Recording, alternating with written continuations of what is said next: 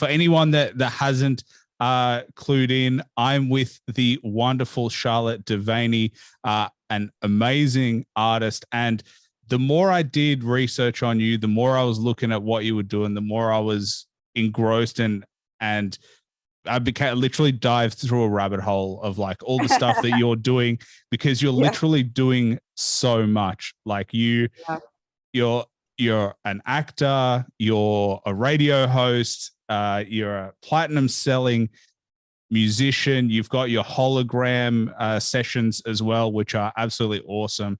Literally, I've probably spent the last hour before this just like deep diving into everything. And the main thing is DJ.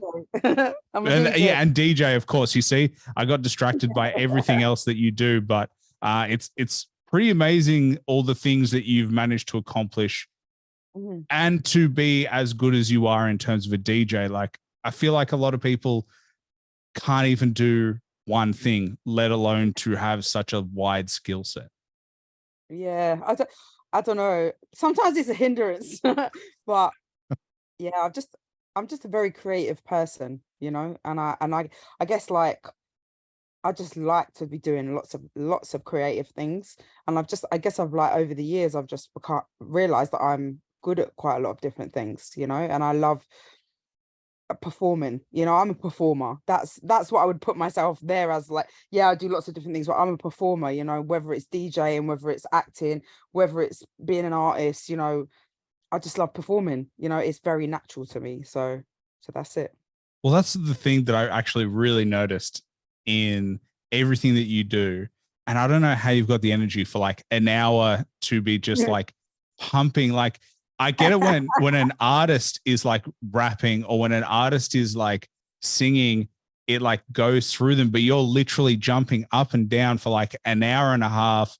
And I'm like, wow, the energy that you've got just to be able to sustain it it's actually one of the things that make you so entertaining, I think.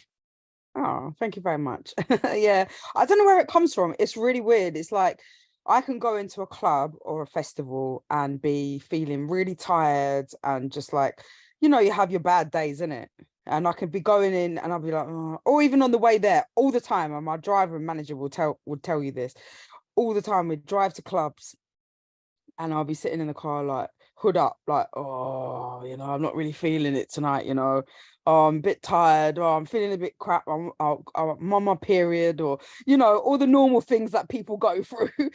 But as soon as I get there and the music, as soon as I press play on the decks, I turn into a different person. It's like, I don't know what happens. It's not an act. It's just like natural to me, you know. The music takes me. It takes me places, and the energy just is there until I press stop. That's it. That's the only way to describe it, really. How's the come down afterwards? You know what? Sometimes it can be quite painful because sometimes I go so mental. Like this summer, for instance, there was one festival. I've had a few accidents this summer actually, but there's a couple that really stood out. One, it was at Outlook Festival UK, which was a really sick festival. I had a really good time, but I went so mental. I was jumping up on the decks, rewinding the tracks. It was wicked. Like, the crowd were loving it, but I really went for it. So, and I punched my manager, who also does all the filming and stuff, Joe. I punched his camera. I ended up in the ambulance in the first aid because I'd cut all my hand open, and literally I couldn't stand up. I'd literally gone so mad. I don't know what happened. I'd gone so mad. I was laying on the floor like, I'm in so much pain. Oh my God, I put my back out, my knee, my foot. So that was about that. And then there's the last festival I did of the summer, I sprained my foot quite badly. And basically my foot was bad for like 3 months. So it's only just got better. Yeah, it was quite bad. So yeah, that, you know, yeah, I can be quite accident prone, you know, in these escapades, you know, but it just takes me. The music takes me, and it takes me to a place of energy. And, you know, it's all, people seem to talk about that online quite a lot. You know what I mean? Like the energy. But it's natural, man. It's there for me, man. I don't know. I think I started out as a dancer when I was young. And I think it comes from that, you know. even when I was a dancer, I was in mental. Like I used to do like I was in a dance group and we were like big on the drum and bass circuit, and I used to do like 7 20-minute sets going at it to drum and bass. I mean, which is, anyone knows about drum and bass, they know that it's, it's the fastest music pretty much out there. And and I still got that energy, like 20 years later. So yeah. And I'm a vegan as well. So I think like the diet probably helps with the energy, Yeah, I mean, I had so many things going through my mind as you were talking. Number one, I don't know, did you punch your cameraman's camera on purpose? No, but I tell you what, it didn't half make for a good video. Yeah, it would have looked amazing. I'll have to send it to you afterwards. Like if you watch the Outlook Festival after movie, right? Outlook UK, the first shot, right? I go, bam, yeah, and the crowd are going absolutely mental in front of me, and I'm there like having it. But the first shot, I punched the camera, but it made an amazing shot because it just went poof, like that, and then all of a sudden there was the crowd. So it was worth it, kind of. It was worth it. Was it at the beginning? Was it the first, like really early? What, in the set or in the video? In the set. I know in the video it sounds like it's the perfect cut, but it was like the first shot in the video. No, it wasn't. It was like later on in the set. But yeah, I went for it on that set. It was definitely one of the standout sets of the summer. It's one of them that it's always the ones you don't expect as well that are always the best. Like it was a small stage, right? It wasn't the main stage or anything. It was on the kickers stage, and it was like a small stage, and it was the last set of the festival. So it was on the Sunday, and it was the last set. And I just went on, and there was a few people. There was another DJ on. There was a few people around the tent, and I got it. It got it crazy. It was mad. Because what happened was the main stage closed, and then everybody came, and my stage was the one open still. So everyone came, and everyone was going mental. It was good. I have heard that the Sunday is notoriously a difficult session to do. Yeah, no, for real, because people are like, they're either going home or they're tired, they're mashed or whatever. Well, if it was me, I'm like, I'd be tired like one day in, I'd be like, all right, guys, I need my time to myself. Don't get it twisted though, guys. Like the energy's there for the set. Then it's like, right, can you stretch me off now, please? Like carry me home, take me back to the hotel. You know what I mean? It's the music that gives the energy. But yeah, I have got a lot of energy though. I think I need it for everything that I do, because like, I work my ass off, all week and all weekend, most weeks. I'm on my laptop most days, or I'm going out and doing meetings, studio sessions, this, that, because I run my own company as well. I do a lot of stuff behind the scenes as well as like my career. So yeah, you need the energy, definitely. Is it difficult to find a balance? Yeah, very much so. Yeah, like I definitely have problems balancing real life and work, because when you're an independent artist and you're doing so much for yourself. Like I mentioned Joe before, he's my manager, stroke business partner, stroke driver, stroke filming guy. He's like, it's just me and him. We run everything together. So we're both in the same boat together, really. But it is very difficult to balance, like having a relationship, having time off for yourself, and actually winding down from it all as well is quite difficult at times. But yeah, I've been doing it so long, I think it's just my life now. Do you know what I mean? That's it. Yeah, it's strange, because the more I look at it and the more I speak to artists, the more I realize that the quote unquote normal aspects of your life, like family and a stable relationship, become really difficult, because your priority, and absolutely fair enough, is making your dream come true. Yeah. And then I think sorry. No, go for it. I think like number one, in this business, you've got to be obsessed with it, because if you're not obsessed with it, you won't last, because it's so hard. It's so hard. You've got to be so relentless, like, to have longevity. Like this year, sorry, it's 2023, isn't it? It This is. year, next month will be my 23rd year in this business, starting out Valentine's Day 2001 as a 17-year-old dancer, and with so many dreams and hopes. And I was mental back then. I'm mental now, but I was mental back then. I was just like, I had so many aspirations and dreams.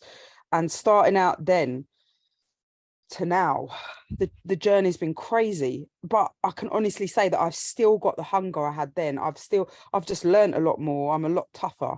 I'm you know, and I'm more talented than I was back then, because I've gone through so many things and I've practiced my ass off, and I've done so much.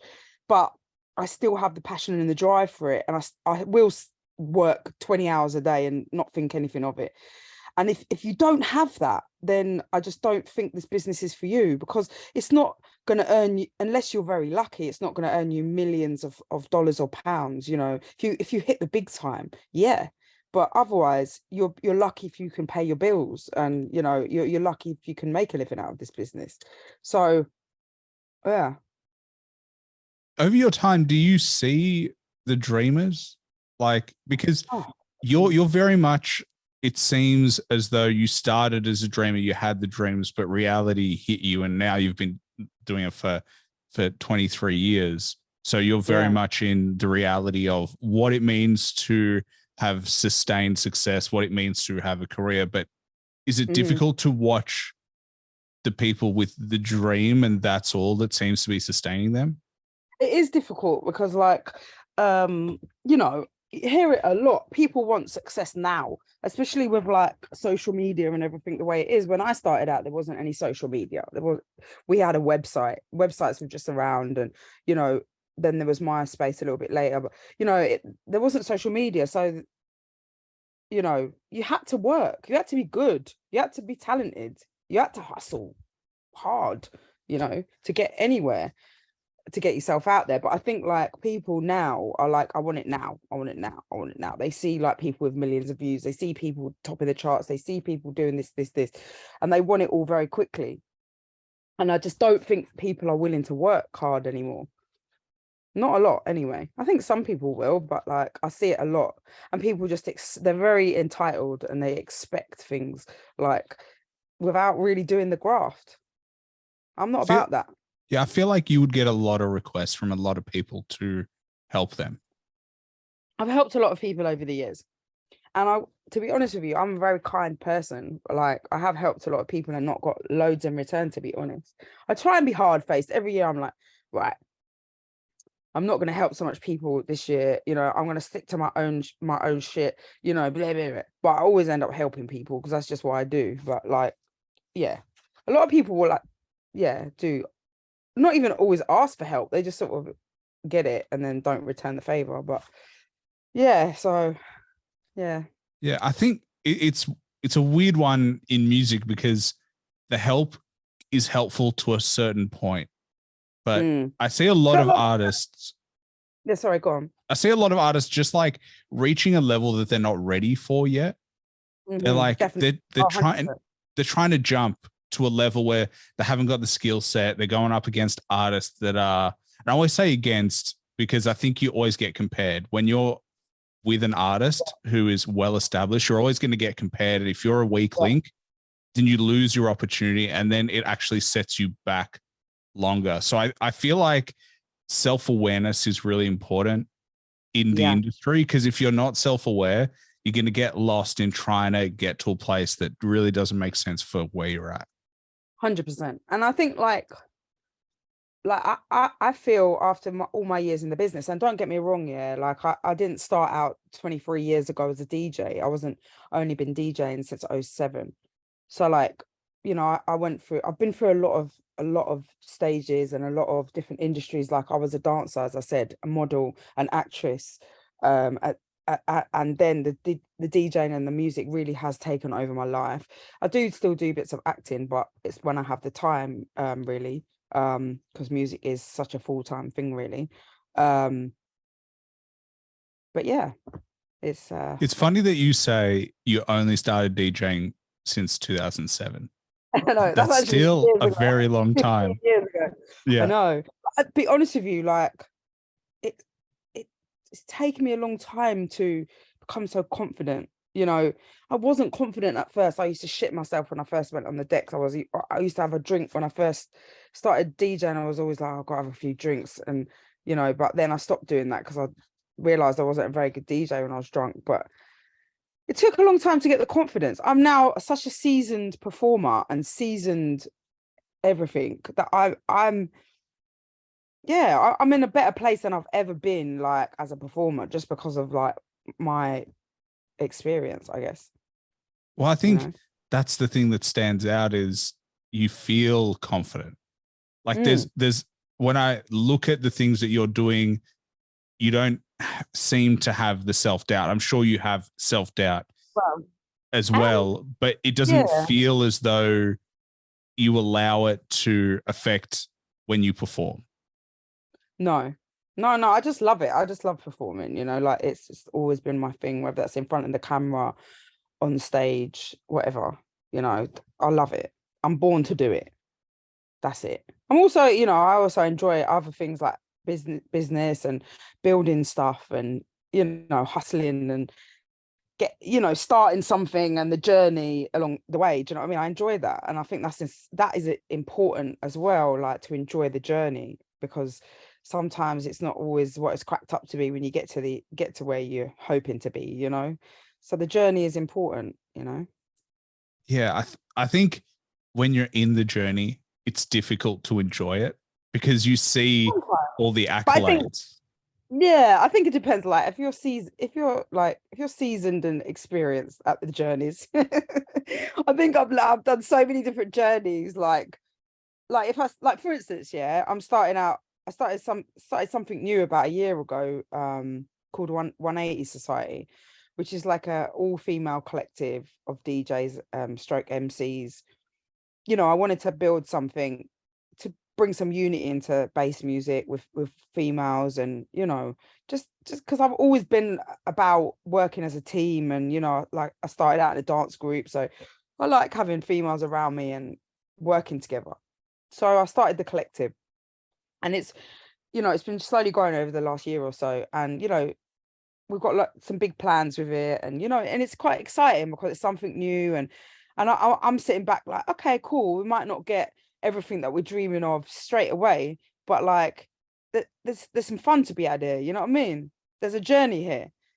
So you know, I'm Yeah. quite chill about stuff Yeah. like that. I think it's now that you've done a lot that it's Mm. like you can enjoy the journey of the new stuff.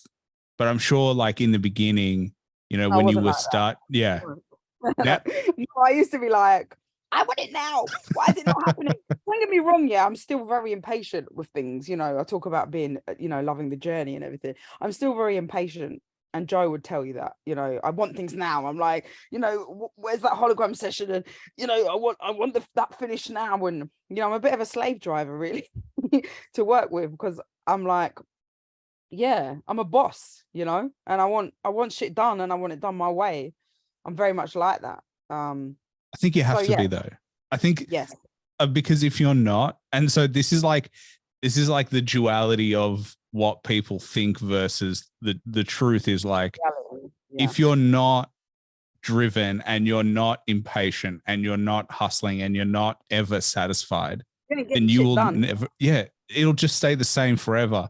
And Yeah. then the things will be said about you that everyone fears, which is she had amazing potential or he had amazing potential. Exactly. So yeah, so I'm like, and the thing is with me, right, that's annoying and good at the same time, but is that I do so many different things. So like, for instance, I've got my hologram session series, which I know is just fucking amazing. You know, let's be honest, it's amazing. No one's doing it in the world. And you know, if I had like £1 million in the bank, mate, you know, I would I would be doing loads more things with it than I have done so far. But nevertheless, I know it's amazing. So I'm very eager to get like lots of episodes out and keep pushing the boundaries with it. But it takes a lot of work to get those episodes done. It's a lot of VFX. It's a lot of work, right? So, and also in between all of that, I have like other things to do, such as music, such as touring, such as my business, my management company, so many things, record label. There's a lot of other things I'm doing. So it hinders me in that way where like there's too many things going on. You know what I mean? But all the things I'm doing have like this huge potential or are doing big things, you know. So yeah. So yeah, that's quite frustrating. Yeah, it's like a weird frustration to have because it's something that you've chosen to do. And then you're Yeah. like, oh, so much I know. potential. Oh my God, there's so much potential in all of this. But like, God, I need a team of like 50 people to pull this off properly. But then you think, where am I going to get 50 people from? Like, it's just, you just have to keep hustling until that dream becomes a reality. And I don't care if I end up getting there when I'm 90. It's cool, man. I'll wait. To be So honest, it would be amazing if you were 90 and still banging this shit out. with the holograms. Yeah. don't listen, we'll talk in like a few years time. It's quite a few years time, but we'll talk in like 50 odd years time. To be honest, Charlotte, if our next interview is in 50 years, I'll be pretty disappointed that we had to wait so long because let's be honest, I'm going to be an old wrinkly man at that point as well. So I'm not going to be an old wrinkly man, but you know, yeah. but yeah, I mean, but that's questionable. You know, at one point I did play a man in a film and a lot of people did ask me if I was a man. So, you know. Yeah, anyway. I saw that in How to Lose Friends and Alienate People. Yeah. Yeah. Which is so weird because I'm sure at the time you took the role, like you didn't think anything of it. It's just like just getting a foot in the door. Yeah, like to be honest, a long time ago that shot that in 2007 and it came out in 2008. And obviously it was like a massive opportunity and like probably to this day one of the biggest things I've ever done. It was definitely at the time the most money I'd ever earned, and it was, you know, it was big. Definitely before its time, you know, like back then transvestites, transsexuals were not really like talked about so much in the media. It wasn't like, you know, it is now, basically. I took the role straight away, you know. I didn't even think about it. I was just like, yeah, I've always been someone that's daring and doesn't care and is up for anything, basically. So, well, I think it makes sense. Like you're just figuring it out. Like you're not in a position where you've got 12 offers for movies. Like, no. Like you're just like, holy shit, I got an offer for a movie with some amazing actors. Well, I mean, at the time, yeah, I was a model and an actress, and I was doing like a lot of glamour stuff. So, you know, I was quite comfortable taking my clothes off. So that was one thing that's one box that was ticked. Plus I could act. So, and I was, you know, very natural in front of the camera. I could do the accents they wanted. So, you know, it ticked a lot of boxes, I guess. But, you know, it's not for everyone. You know what I mean? Not everyone would want to wear a fake penis and get their breasts out for the world to see. You know, it's not for everyone, I guess. But it was amazing. It was amazing. And, you know, Simon Pegg, lovely guy, still friends to this day. And yeah, it was an amazing opportunity. So, but you never know. Yeah. I mean, that relationship. So, I mean, Simon Pegg, like I love Hot Fuzz. Like that is one of my favorite movies. I love that. Yeah, so it's like when you see the movies that they're making, like I would have said yes to, is like, hey, I get to work with someone else. At the time, I didn't really know who he was. Like I don't know if I really was really aware of that much of his stuff at the time, because it like How to Lose Friends was his big break into Hollywood. Like that was, I believe, the first Hollywood film that he ever did. I think Hot Fuzz had just came out just after that. I think he probably already shot it, I think. Was Hot Fuzz 2008? To be honest, I have absolutely no idea. Anyway, I know he'd done Shaun of the Dead, but I'd never seen it at that Yeah. time. So yeah, like I vaguely knew him, but wasn't like massively. But obviously, I knew Megan Fox was, knew Jeff Bridges was, knew who Kirsten Dunst was, Gillian Anderson, a lot of the other actors. But yeah, so but anyway, we became friends on set, and he's just such a nice guy. And yeah, I talked to him quite a bit actually on Instagram, and you know, he's cool, man. He's still killing it. So He definitely is. And something that you brought up I wanted to ask you about was the all-female collective. Something that is interesting to me in music is, you know, there is huge growth in terms of having female representation within all genres of music. Have you seen a distinct evolution since you've started to where it is now? Yeah, massively. I still think there's a long way to go in certain genres, especially. I think house music is probably leading the way with like female DJs. If you just want to talk about DJs, I think bass music's got quite a long way to go. I think it's better than it was, but it's still very male dominated. I think there's like, you know, I think there's like in drum and bass, for instance, I play a lot of drum and bass, and there's a lot of females. A lot of females came through during lockdown. And there's definitely like more female representation on events, but still it'll be like one or two on a lineup of like 30 men. You know, it's still, there's still a lot of work to do. But the reason I wanted to start 180 Society was because I feel like there's not enough unity with women in general, because I feel like it's very competitive. There's not as much spots as there is for guys, so I feel like women pit against each other quite a lot, and they're not supporting each other enough. So I wanted to bring some unity, because that's how I've always been, you know. Like I said, I was in a dance group from young, and you know, always, and I was a model, so I was always working with lots of women. But then you get into the DJing world, and you know, it's not as much like that. But yeah, no, it's definitely changed. It's changed in a lot of ways. It's changed, a lot more women DJs, but it's also changed in the perception of women. Where like when I first started out, I used to get a lot of bookings and stuff, but it was solely because I was a really good looking, sexy woman. That, you know, like that's how it was at first. So it was very much like, you know, when I first started DJing, when I first started DJing, I was on the radio. Okay, so I started in about 04, right, on the radio, and I didn't play in clubs for a long time, and I was playing drum and bass, right. So that's where kind of the scene that I started in. And then in 07, and I've always been a big hip hop fan, right? So hip hop's always been like a big love of mine. And then in 07, a promoter from Greece hit me up on MySpace. I was like, oh, you're a DJ, you know, do you want to come and play in my club in Athens? So I was like, oh God, I've never played out before. And it was like, it's the best hip hop club in Greece. So I went and did that. And that kind of opened up a career for 10 years of like playing hip hop to start with. And then hip hop kind of went into a weird phase of like EDM with like David Guetta and all of those kind of artists blowing up. So it became like a mashup circuit. So I like literally traveled the world for 10 years playing like hip hop, EDM, house. You know, that was me. And that circuit was very much about, if you was a woman and you were getting books, it was because you were hot. You know, yeah, I was good. I was a good DJ, not as good as I am now, but I was good. You know, I was going in clubs and mashing up the dance all over the world.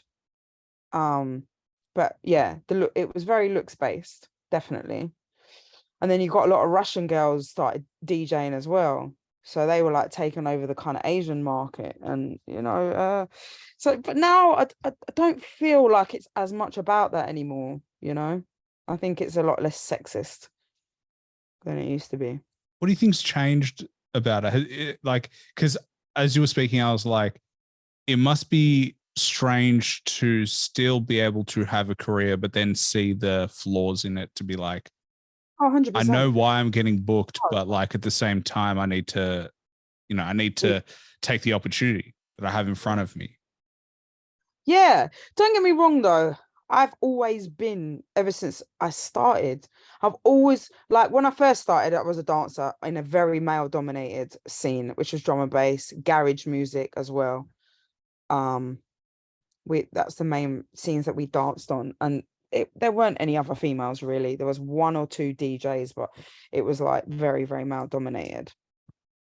So I've kind of been used to being in a man's world in some respects. Um, but I don't know. I guess like things have changed so much now, yeah, that you see the flaws in things that you didn't see back then. You know, now I tell you this story about oh yeah, I was on the EDM circuit for 10 years and, they were booking females because, you know, they wanted like sexy looking model DJs or whatever.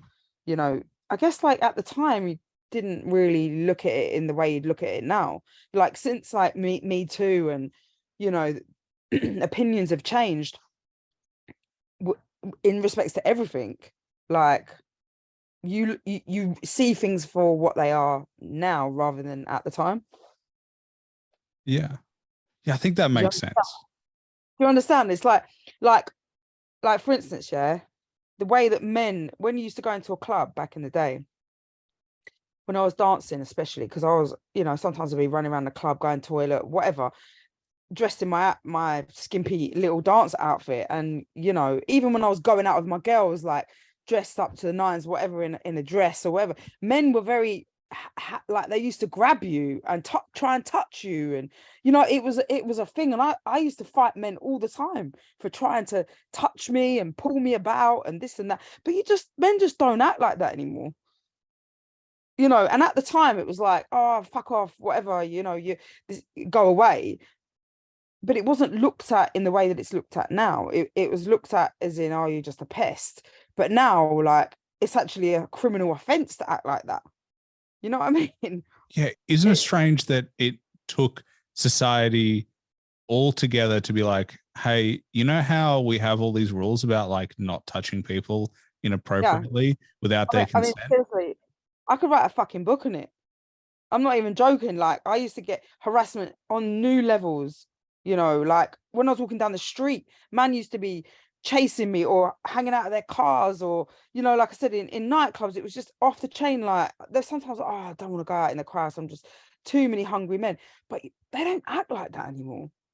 I think men are like scared now to do anything like that. Well, I think there's probably an overcorrection at the moment, like because I'm in my 20s, so definitely it's very much not that it feels like a weird thing to even think that like you would need to be told not to do it in the weirdest way, because I mean I've spoken to all my female friends and they've all gone through something like that at a club where they've been touched or grabbed, and it's just like ingrained into you now, and it should be. I mean, it really, like I said, it shouldn't need to be, but like, and so now there's also a redefining of where the boundaries are, and it's figuring out, as a man, of going, okay, definitely I know what's 100% no, but also I'm trying to figure out what's yes, and every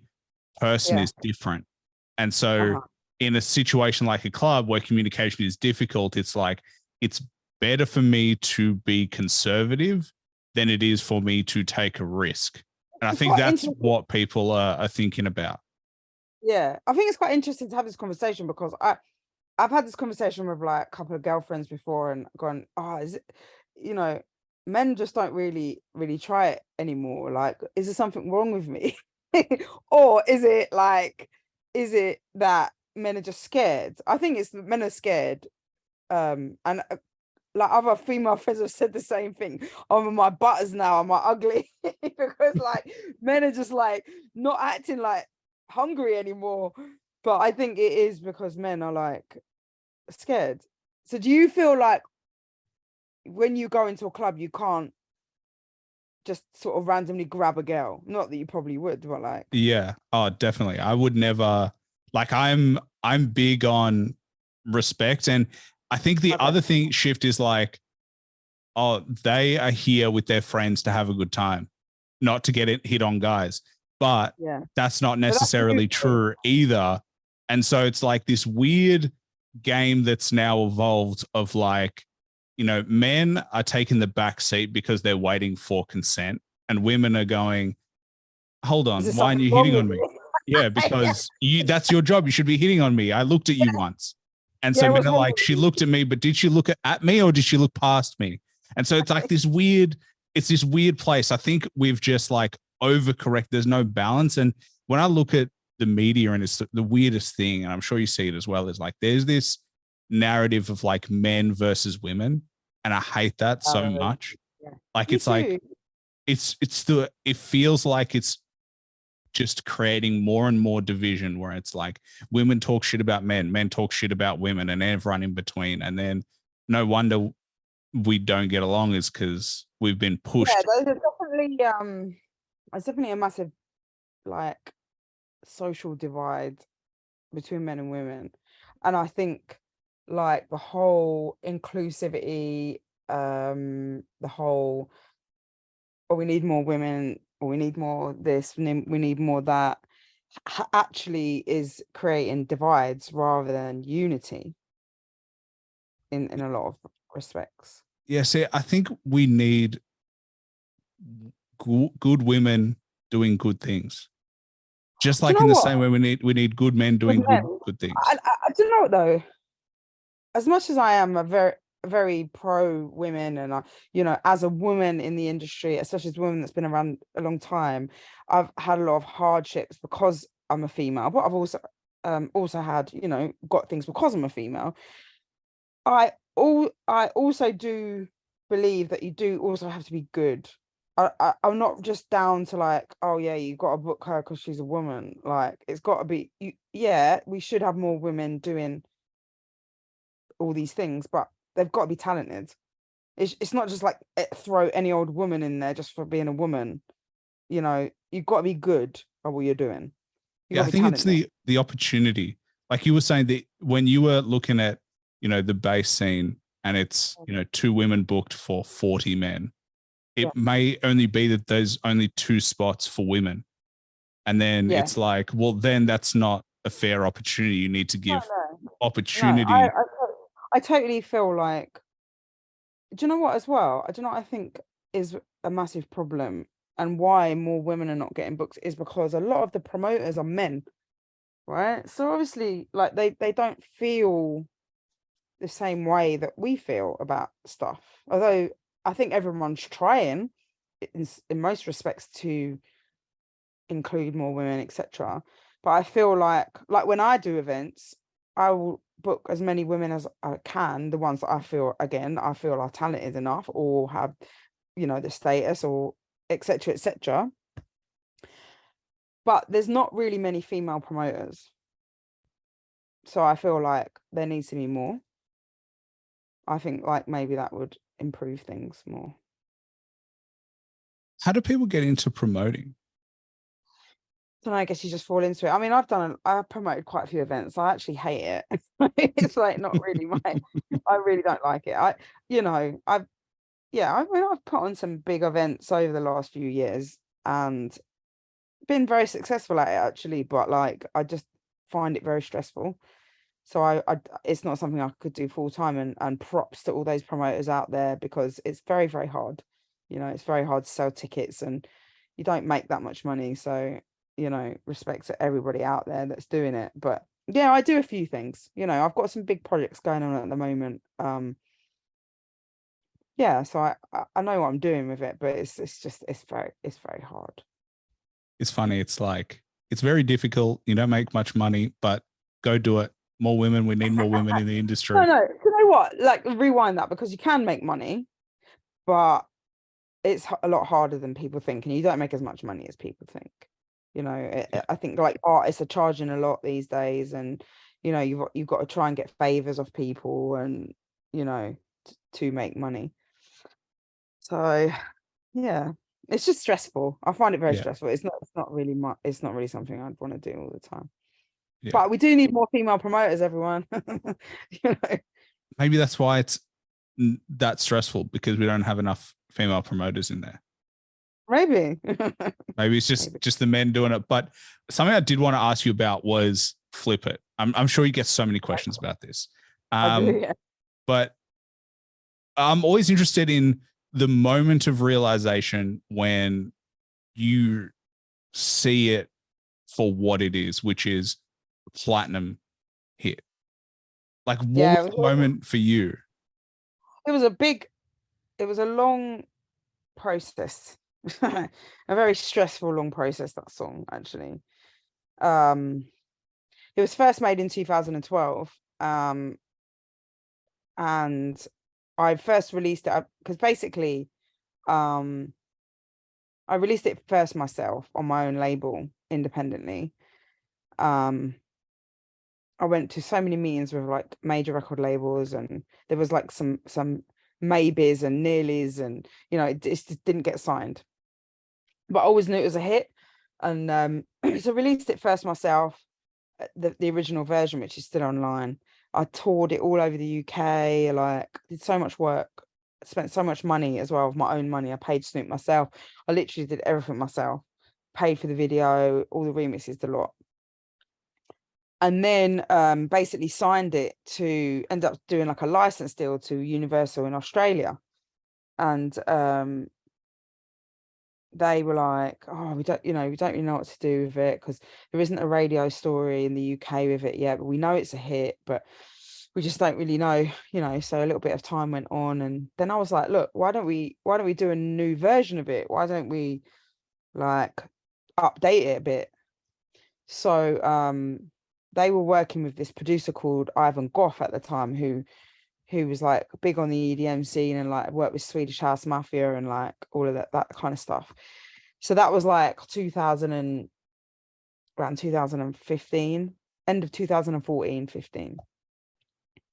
And so anyway, so like one of the guys from Universal Australia, he was like, it was actually Neon Records, who were a subsidiary of Universal Australia, but they were all linked in with all the Universals around the world. So the head of that label was really good friends with Steve Barnett, I think his name was, who was the head of Capitol Records in LA. And they had Katy Perry at the time, and like they're obviously a huge legendary label. And he flew over to LA and played them the song, and they were just like, oh my god, yeah, it's amazing, blah blah blah, because it was quite different, the second version of it. I actually think it was more catchy. I personally didn't like it as much as the first one, but it was definitely a lot more catchy. The whistle was a lot louder, and it was just a bit more simple. So anyway, they cut a long story short, they signed the record, and yeah, they spent a lot of money on it, and shot an amazing video in LA, and I got to work with like some amazing people, like Beyonce's choreographer and Madonna's stylist, and it was a kind of like a bit of a dream, really. And unfortunately the relationship didn't really go any further than a couple of singles, because I just didn't really have the material to carry it on, really. And to be honest with you, my heart was not really in that music. So like, yeah, but like it did well. Obviously it blew up in a lot of countries, and to this day is my biggest song that people still talk about. So you know what I mean? It was yeah, it was. And for something that started off as a complete accident, rewinding the story right to the beginning, someone who worked with Snoop saw a viral video that I did. I did like a parody of Borat, a parody of Call on Me, with me and my girls dressed as Borat. You might have seen it if you've done some digging. It's so funny. Oh my god. Someone saw it and was like, do you want to work with Snoop? I think that's the most funniest thing ever. And that's how it happened. But Snoop's really cool, man. He's really cool. I met him, and yeah, like it's part of my legacy, just like Hologram Sessions is, just like all the other records that I've made. But it is I think it's time for a remix, though, don't you think? I think so. Why not? Everyone keeps saying that to me. Oh, you need to remix Flip It, we need a bass remix of it. You know what? In a way, it's better that you don't, in the weirdest way, because it's like, you know, when you said like it's not like your heart isn't in that, it's like, yeah, don't get me wrong. Yeah, when I listen back to it, I think I appreciate it more now than I did then. When I listen back to it, I'm like, do you know what? I do see what a great record this is. Like, I understand why this was a hit. You know, it is a great record. It's very catchy. It's very unique. You know, everything that I am. But yeah, it's not like a banger that I would personally play, you know, and it definitely wasn't for the UK market. And, you know, I would have liked to have seen it blow up in the UK. Like the original version of it was much more of a UK sound. It had that electro kind of sound at the time, which was sort of big. But, you know, it was because I think like Australian label got hold of it and an Australian producer reproduced it. It got that early Melbourne bounce sound, which wasn't really something that I was into, but I know is massive. But I think that's why it didn't really cross over like into the UK and America, which is what they were hoping for. I think they were sort of hoping to push this new sound off the back of that song, but it blew up in Australia. Are you Australian? sure am, born and raised. Oh, you must. Okay, so you must know about Flip It then. Yeah, yeah. It So, was really big in it was clubs for, but like, because I'm always like, big in clubs though. Was it big in clubs or I didn't know if it was big in clubs or if to it be was just a radio. to be honest, I stopped listening to radio by that time, but I definitely recognized it. It's hard for me because I'm a hip hop fan. Weird that I have a hip hop podcast. Yeah. But Me like, too. I love hip hop. so the weird thing is like I definitely recognize the song, but like when I was looking at the numbers that it did, I was like, oh, it Yeah. was enormous here. It went to number 10, I think. I think it went to number 10 in Australia and New Zealand and Poland and Italy, France, those Spain, those kind of countries, you know what I mean? Where that more cheesier sound was like doing bits at the time. It was huge in Poland as well. There were like all kinds of parodies being made of it in Poland, which is quite funny. But yeah, I guess like I'm not from Australia. I've never even been there, right? Really? So no, I'm hoping this year that by the end of this year I'm gonna do a tour because like, you know, I'm playing like bass music now, D&B, bass line, you know, garage house, you know, that's my thing. And like I play a lot of drum and bass, which is huge in Australia and New Zealand. And because of hologram sessions, you know, I have a, you know, that's what started out playing drum and bass again during lockdown. I have a big drum and bass following. So yeah, I'm hoping to get out to Australia. So I'm sure it'll be a mixture of like people that remember me from Flip It and go, oh my God, we wanted to see you in 2016, but we never got to see you. So Yeah, I feel like you will have a good mix in your set when you come down here. I mean, yeah, because I saw you did a hologram session with Skibbity, and I spoke to yes. Harry Schroeder a while ago, and Okay. and he's a big fan of Skibbity as well, and he was talking about it, and so I was just like, oh. And then you got Big Narstie most recently. I was like, that's cool. Yeah. He's such a funny guy. So funny. Oh my God, yeah. I love Narstie. Big up Big Narstie. He's such a nice guy as well. He's like one of the most humble like stars that I've worked with. He's just so cool and like nice, you know. He's a nice guy. I've known him for years actually. And I've been trying to get him on hologram sessions for ever since I started it actually. And he's just like hadn't got back to me and been too busy, whatever. And then I did one with Screw Fizzer. Did you see that one? Yeah. That was a good one. He's really sick. And he saw that and he was like, you know what? Like that gassed me up. I'm coming on. So he's just so funny. Oh, that day when we shot it in the summer last year. And I was just cracking up the whole time. He's so funny. He's such a funny guy. He's very talented. He's very good at what he does. And he's a good rapper as well. You know, he's a good rapper. He is. It's rare to get someone who is able to rap, but also has like that genuine personality that really gets you. Like, because I see him on good. talk shows and I'm just like, I love British talk shows. There's something about the way we don't have it here. We suck at creating like good comedy talk shows. We just really, I don't know what it is. You know what it is though? I think like the British have such dry sense of humor. We have the best sense of humor. You know what I mean? Like, and I think that's why the talk shows are good. You Yeah, know, like I do you was watch obsessed with was 8 out of 10 cats. I was obsessed with that for ages. Like all these shows, and then I just watched so many big Narstie clips of him just so talking shit to his guests. It's Yeah. just so funny And to he's watch. so stoned. He's so stoned, like all the time. Oh, he's a character, mate. He really is a character. He's very funny. I got so much love for him. He's and that hologram session is brilliant. It's one of my favorite ones. It's brilliant. It's so funny, and he smashes it on the mic as well, even to the jungle at the end. Like I was like, so listen, yeah, I've done 2 mixes. One is just grime, but the other one is grime, and I've put a jungle track at the end. Are you up for it? And he was like, yeah, man, yeah. And he was listening to it, and he was just like, yeah. He was like, oh, all these tracks are like, I can do my old school bars on these. So yeah. So do you send them the beats before, or is it like the style that you talk about? Yeah, the style. Yeah.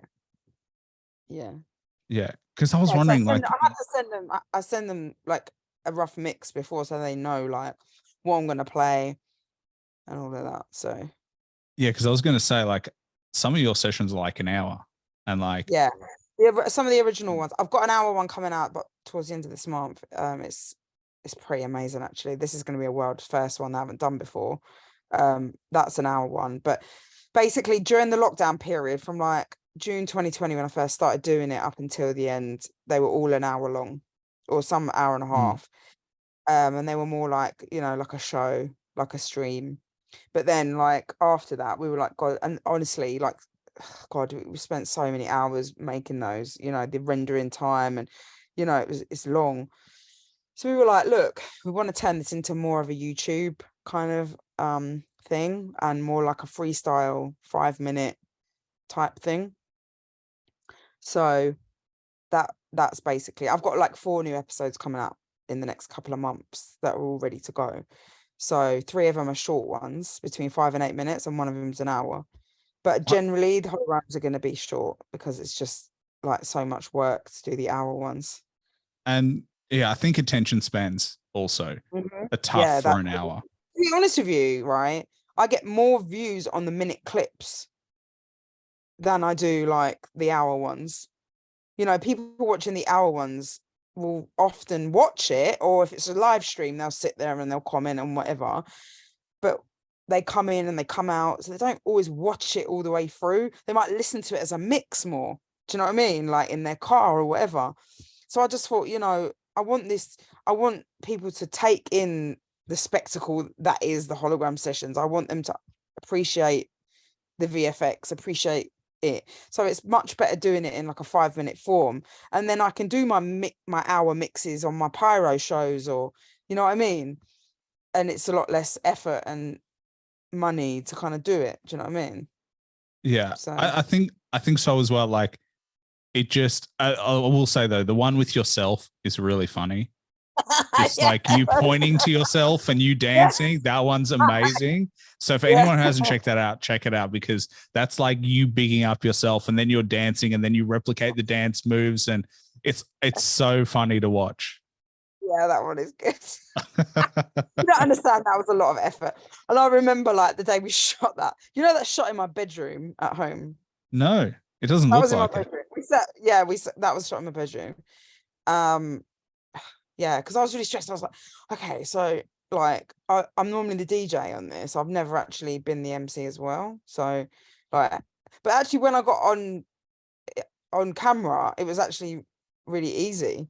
It was actually more easy than being the DJ. But it was, yeah, that one was interesting. You know, they've got better as well, you know, like obviously as time's gone on, we've learned a lot more. We started out, it was a complete accident how it started, and we've just taught ourselves how to do it. And yeah, I mean, now it's got a big high tech kind of thing that we do, it's quite a production. And why holograms? I don't Like, where did the idea come from? Like I say, it was an accident. It was an accident. It was like, basically when the lockdown started, I started doing live streams regularly.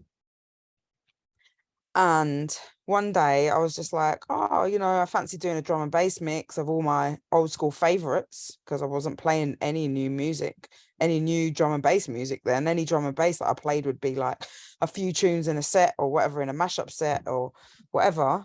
But I had all these favorite tunes that I played years ago when I was dancing and starting out and stuff, and going out to drum and bass regularly. So I was like, oh, I'm going to do a mix. So, and then I thought, I need an MC on this mix. And at the time they were doing a lot of those videos where they had like the MC would hold a phone in front of their face, and then the DJ would be on the other side, and it would be like a mix of a DJ and an MC.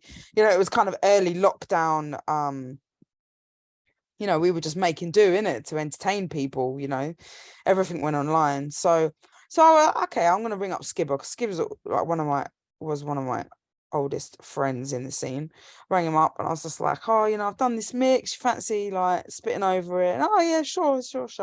So sent him the mix, and he sent back the vocals, just vocals on their own. And it was like, oh, I said, oh, Skibbs, haven't got a video for me? And he was like, oh yeah, it was a bit long for me to do a whole hour, with the phone in front of me. I thought it'd be better, I can really go for it on the mic just as audio. So I was like, okay, cool. And I said to Joe, oh, we need to do some Hype Williams on his ass. Let's do something crazy. So like we was just searching the internet like for like video footage of him, and I found this video, and he was like on a black background. He was like, it's just some music video, and gave it to Joe. And I said, look, I've got all these clips. I found all these clips of him, and I was like, I've got all these clips. Let's just get loads of different clips and have them flashing up on the screen, and just, you know what I mean? And we can do some Hype Williams, where we can do some bits of him at the top and the bottom of the screen. Let's just make it look fancy, and then just stream it. And so anyway, we cut out this 15-second clip of him from this black background, and we put him on the screen, and we're like fucking around, and Joe's fucking around, and like suddenly, I don't know what he did. He like put like zillions of effects on it, and it suddenly went blue and like turned into this hologram-esque looking see-through thing. And we were like, oh, that's cool. It looks like a hologram. And anyway, so I was like, fuck it, that looks good. So like we banged this 15-second clip and looped it for the whole hour. Right? And called it, I don't know if you even called it the hologram sessions then. Maybe, can't remember. Maybe not at that time. We just put it out as the mix, yeah? We streamed it and we cross-posted it to his page, and it went wild. It had like 100,000 views, and it's like, oh my God, people went crazy for this 15-second stupid like GIF looking hologram. And like, oh. So then we were like, oh, I wonder how we can do this properly. Like we can do a full set with him looking like that. And like, so that's how it was born, and basically. And then he came round to do another one, and we didn't know what the hell we were doing, seriously. And I watched back that one now, and it's terrible compared to the ones now. It's like, it's out of time in places, and it's just it was really amateur hour. Do you know what I mean? We were just like, okay, we think this is how it's gonna work, and like he was all up for it. You know what I mean? He was all like, because it was new and just different, and no one had ever done anything like that before. So that one got loads of views as well. I'm just sad that I never got to do a proper another one with him before he passed away. But would have loved to have him in the taxi, and done more holograms with him. But I thank him for helping me start it in a weird sort of way, and I still have all the footage of him from the shoot, and you know. So yeah, R.I.P. to Skibber, man. You know, absolute legend. Isn't it funny that like it started out of nowhere? It feels like that's a lot Things do of though, but this is what I'm creativity. saying. Yeah, sometimes in my life, in my career, things. This is why things don't always work out how I plan them. It's always like there's always a twist, and it always feels like things happen that are meant to happen. Yeah. So even like the flip it thing, I didn't plan for that to happen. I literally had only just started making music at that point. Yeah. I'd started making music in about 2011, 12. Like that was when I started. And I was doing a few bootlegs out there. I was bootlegging like tracks and making like EDM and house remixes. And I'd done this track called Nice, which was a Borat inspired, because I was obsessed with Borat at the time.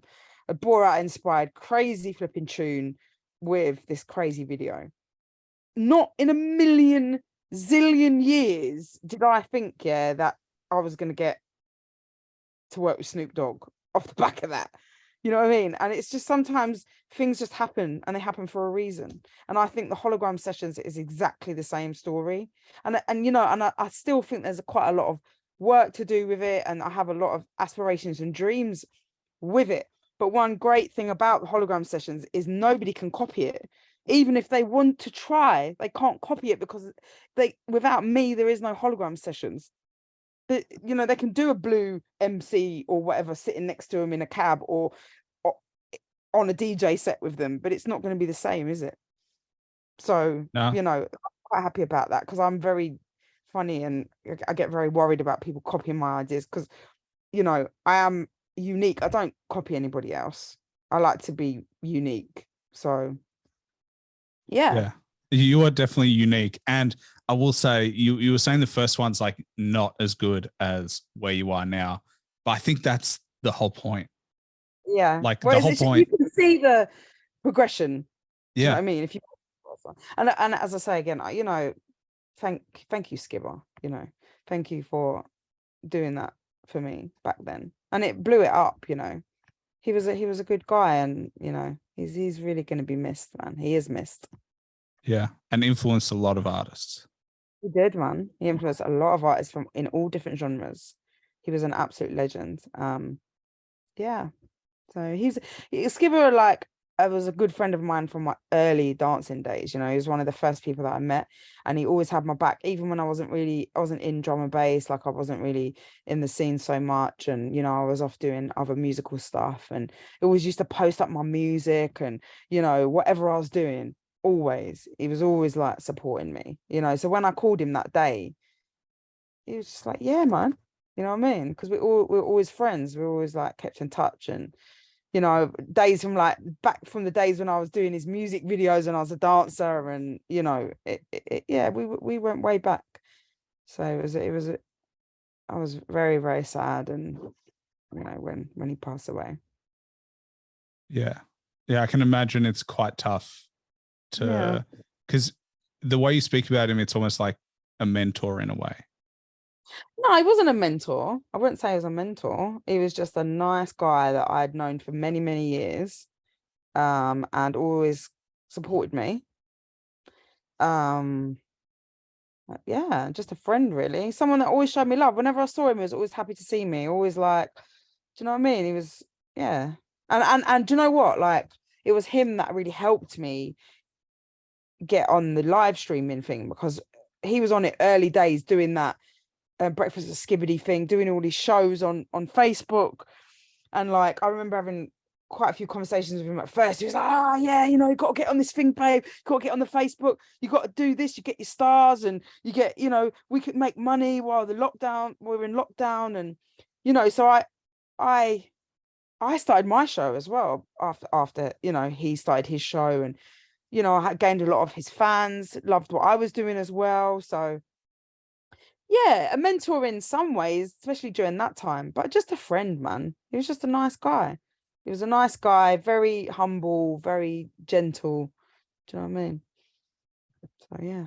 Yeah. Well, RIP to Skibbity. And yeah, as you said, he definitely will be missed, and the impact he had. But yeah, Definitely. I only have one more question for you. And Okay, go. It's probably the hardest question I'm going to ask, because the only question I properly planned on the show.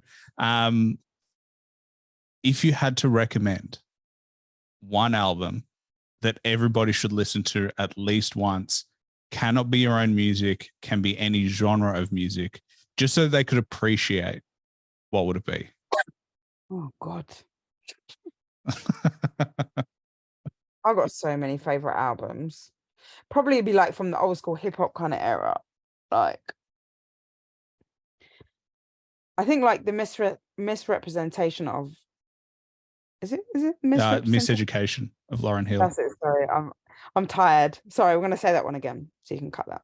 No, to me, it's you're more than welcome to. I cannot tell you how many times I fuck up names of songs, years, albums, artists that I literally interview. Literally on my last interview, So I said, I'd say like one of my favorite albums of all time would be Lauryn Hill, Miseducation of Lauryn Hill. Yeah, I love that album. It's Amazing. so weird. When I first listened to it, it redefines hip hop in a weird way. God. She was amazing. Like I went to see her in concert actually. Around 1998. Wow, that's maybe? like peak 99. Yeah, around 99. Yeah, or 2000. Around that album. Yeah, that's like peak Lauryn Hill. Like that's her in her like. Yeah, I went to see her in concert. I saw her at Wembley. Yeah. How was it live? Yeah, it was amazing. She was amazing. I think she had a lot of issues, but yeah, because she got sued afterwards as well. There was a huge court case. I think she had a lot of issues, but like amazing. Like one of my favorite artists of all time. I'm also a huge Beyonce fan. I'm a huge Beyonce fan. I've been to see her like 4 times. I'm waiting for those tickets to drop for the next album. So, yeah, I'm a big Beyonce fan, big Nicki Minaj fan as well.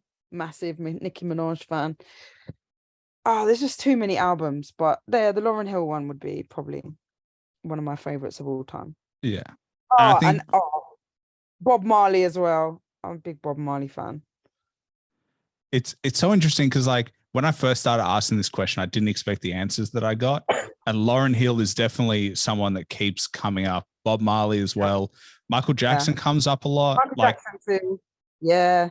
Big MJ. Listen, like these are my top artists. So Michael Jackson, in no particular order, Nicki Minaj, Beyonce, Lauryn Hill, Snoop Dogg, Missy Elliott. God, so many. 50 Cent, Jay-Z. Like I'm a big hip hop fan, innit? So like, and even like I listen to new hip hop as well. I follow the music. I don't play it anymore, but I still follow it. I still like enjoy listening to it. So. Yeah, well, it's the new drill these days. That's the big thing. Not, in my opinion, in my humble opinion, I don't think it's as good as it used to be, but you know, that's my opinion. So yeah, I think we'll have this. We can have this analysis another time of like where it is. But to be honest, who knows? Hip hop might change again. It seems to be changing all the time, which is kind of what makes it amazing. One good thing about hip hop at the moment, I think, is the amount of amazing female talent that there is. That's definitely there's a lot more than there ever has been before. Yeah. Oh, I think it's. Yeah, I cannot agree more. It feels like, and it's young artists as well. It's not just like legacy artists. Like in a weird way, it's like Cardi B is almost a legacy artist now. Whereas like you definitely see all these new, young, hungry female artists, and they're doing a great job. That's the thing. It's not like they're just female. You know, girls like Lakea. You know, and so many. There's just so many. You know, I've worked with quite a lot of American artists. You know, I'm a big American hip hop fan. It's always been my favorite. I've never been a huge grime fan, to be honest. There's a few artists from the UK that I've always liked, but I've always been like a big American hip hop fan. So, yeah. Yeah. We'll talk about that another day anyway. For sure. Well, Charlotte Devaney obviously came through. Please make sure you check her out. Make sure you support her all over YouTube, Spotify. You also had new tracks come out as well. 2022 tracks, Fire on My Feet, Goat. And then the remixes of Bad also came out. You can find her the hologram sessions. We spent a lot of time talking about that, so make sure you check those out. But is there anything you wanted to plug? Anything you wanted to shout out before we wrap it up? That's it, really. Just like you kind of said it all, really. Go check out my music videos, my hologram sessions, my pyro radio shows, which I started back on pyro radio this July. I'm really enjoying those sessions. Had like over 5 million views across platforms with those, so they're going really, really well. And yeah, check out my music. There's loads of cool tracks across different genres, and yeah, got loads of music coming out this year. And yeah, man, hopefully I'll get over to Australia. That would be really cool. My fingers are crossed. I feel like everything is selling out here in terms of shows. Yeah, like yeah, shows are really like healthy in Australia, New Zealand, and you know, I've wanted to come ever since Flip It. You know, I've wanted to come, and it just hasn't happened. So yeah, I'm hoping that that's going to happen towards the end of this year for the summer. You know. Yeah. Well, I was going to say, I feel like a good time is to get out of the UK cold and come to the Aussie summer. And I want to hopefully have a bag of new tracks out by then. So like, that's it. So are you in Australia? Yeah, I'm in Melbourne. So okay. Yeah. And it's weird. Sorry. Are you into drum and bass or anything? So I've been elevating my taste. I have notoriously been hard-headed about hip hop being my favorite genre of music, but I am evolving my taste to get more into, like you were saying, I don't mind a bit of grime and drum and bass. I'm starting to learn more about. So by the time you're here, I'll probably be like, hell yeah. And to be honest, I was surprised at how much I liked your music. Yeah. Like in the weirdest way. Varied. It's very varied. I mean, you know, I've made lots of different genres. I do, you know, I've made trap and slower kind of stuff, but you know, I definitely, it's more sort of dance orientated, dance based, but I just call myself a multi-bass kind of artist, really. So there's a bit of everything, really. But what I thought about was, like, I think I like it because you're a fan of hip hop. Like, I can feel myself enjoying the beats, and I can feel myself like naturally wanting to dance to it. That's what I've always loved about hip hop. There's a way that it makes you feel that you kind of just want to groove to it. And so I think that's what gravitated me towards you, was like, I can see a similar feeling that I have with hip hop to your music. I think like my love of MCs has come from my love of hip hop. Like, I think like that's why I've naturally gravitated, and I always have, even when I first started out in the industry as a dancer. The MCs were like my friends, because like we performed together on stage, and I always liked what they did, you know. And I think now, going full circle, you know, with the hologram sessions, with my pyro radio shows, which I do like me and one MC, and I showcase one MC for the hour. I think that that love and support of MCs has definitely come from my love of hip hop, and my obsession with like so many like rappers and MCs over the years. So yeah, man. Well, it shows, and it definitely works, and we will definitely have to do this again. Hopefully we can do this in person when you're down here. Yeah, that was cool. But yeah, absolute pleasure. I appreciate you giving me the time. And yeah, this was awesome. Wicked. All right. Well, I'll speak to you soon.